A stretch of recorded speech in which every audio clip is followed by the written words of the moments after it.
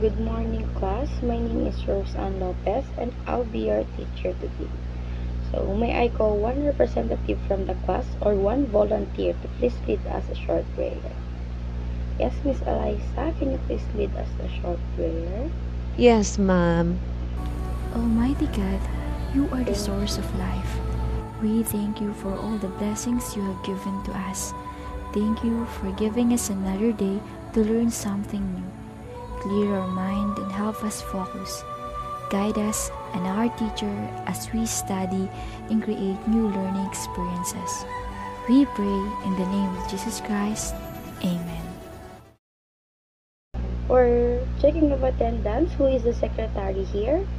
Miss Gabriela, can you please check our attendance? Is everybody present? Yes, ma'am. Everybody's present naman po. Okay. So, our topic for today is festival dances. So, I know na kung saan man kayo ngayon, meron kayong know na festival dances, just like me. I'm from Alcala and our festival is Pasayak Festival. Ang reason din nito is para fiesta ni Saint Philomen at para na rin magpasalamat sa mga blessings na binigay sa amin. So, sa inyo, ano ang inyong mga festival? Pwede nyong ilagay sa comment section para malaman din ng mga classmate nyo kung taga saan kayo at kung ano yung festival na sineselebrate ninyo every year. So, first off is, what is a festival dance? So, festival dances are cultural dances performed to the strong beats of percussion instrument by a community of people sharing same culture, usually done in honor of a patron saint. Gaya ng sinabi ko kanina, dahil kay Saint Philomen, kaya kami nag-celebrate ng aming fiesta for Thanksgiving or bountiful harvest. Festival dances draw the people's culture by portraying the people's way of life through movements, costumes, and implements inherent to their place of origin. So, parang sa may Higantes Festival, di ba? Kilala sila dahil doon. Sa dances naman nila, sinasayaw nila yung mga na sumasayaw sila na bilang higante, ganun. So, ini-implement nila yon kung saang origin of place sila. Festivals in the Philippines are generally some of the most awaited events of the year.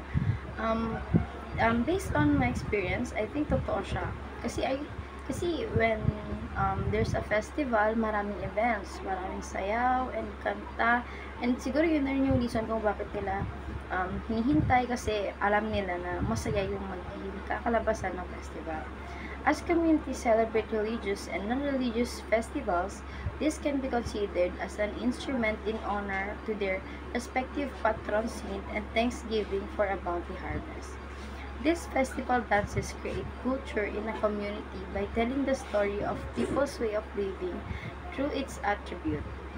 The story of each festival dance can be told through its movements, costumes, and implement inherent to each one's places of origin. So when we say religious festivals, this is done in honor of a certain religious icon or a saint of a particular places. Parang pagpapasalamat sa mga blessings na binigay ng particular saint ng inyong municipality or province. While a secular festival celebrated in Thanksgiving or celebration of people industry and bountiful harvest. So, itong secular, parang ano lang din siya, Thanksgiving lang din siya dahil naman ito sa mga harvest na pinaghirapan lang din ng people sa province na yon. So, class, I know that all of you have festivals in your municipalities. I'll show you examples of religious festivals and secular festivals. So, ngayon, dito naman tayo sa basic dance movements. So, kapag sinabi mo kasi na festival, parang automatic na meron siyang dances and kahit singing, ganon. For today's lesson, ang pag-aaralan naman natin are yung basic steps ng mga sinasayaw nila dances kapag festival, kapag may fiesta. So, alam ko na yung ibang basic steps na ituturo ko today ay alam nyo na. So, yung mga alam nyo na is hindi ko na siya ide-demonstrate or ipapakita. Hahayaan ko na lang kayo na gawin niyo ito in your own houses since online tayo. Pero yung alam ko na hindi familiar sa inyo or kung hindi nyo alam, you can ask questions, then I'll show you a video, a short clip kung paano siya ginagawa or paano siya ina-execute. So, the first one is the step. This is the basis of all locomotor movements. It prepares you to move in any direction you wish to go. It is defined as transfer of weight from one foot to the other. Next one is walk. Series of steps executed by both of your feet alternately in any direction. In executing a walk, observe that there's this movement where both feet are in the contact with the ground while one foot support the weight and transfer it to the other. Run is basically just a series of walk executed quickly in any directions wherein only one foot stays on the ground while the other one is off the ground. Number 4 is jump. This movement is simply described by having both feet lose its contact with the ground.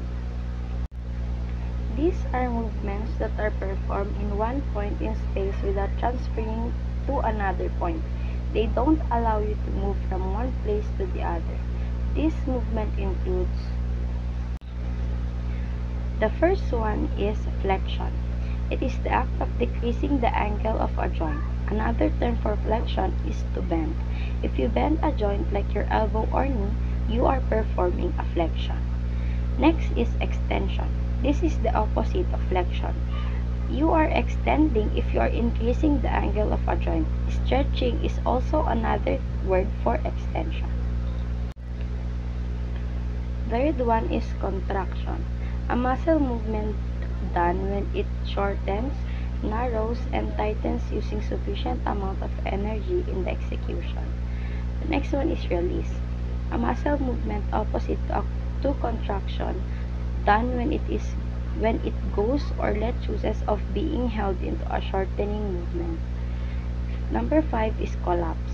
To deliberately drop the exertion of energy into a body segment. Number 6 is recover, the opposite of collapse. This is to regain the energy exerted into the body segment. Number 7 is rotation. To rotate is to move a body segment, allowing it to complete a circle with its motion.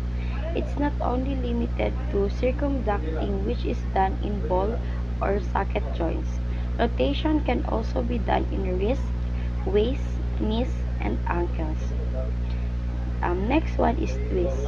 To move a body segment from an axis halfway, front or back, or quarter to the right or left, as in the twisting of neck, allowing the head to face right or left, and the like. Pivot. To change the position of the feet or any body parts that carries the body weight, allowing the body to face in a less than 360 degrees turn. The last one is turn. To move in a turning movement with a base of support, usually with a pointed foot. Festivals became one of the factors in the progress of a certain community. Celebration of such festivals strengthens the unity in the community despite the diversity of cultures. These events produce a big crowd for each celebrations, resulting in the upliftment of the economy. This is because of its tourism leading towards the improvement of Filipinos' quality of life. And that's all. Thank you so much